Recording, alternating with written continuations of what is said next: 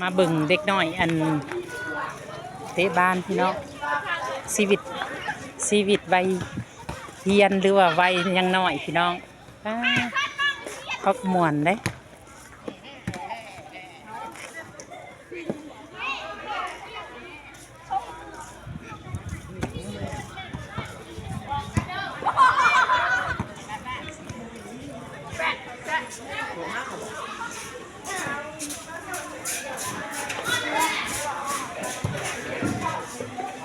พามาหลอกโรงเรียนเมืองนี่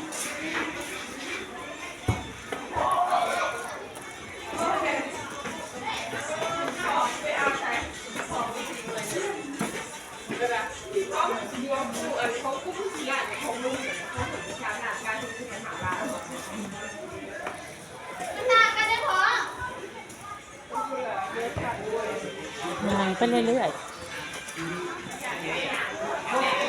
โอ้บนแนมมึงแม่อีกเนาะ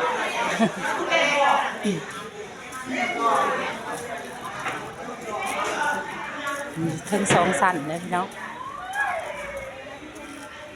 ขึ้นมาสั้น2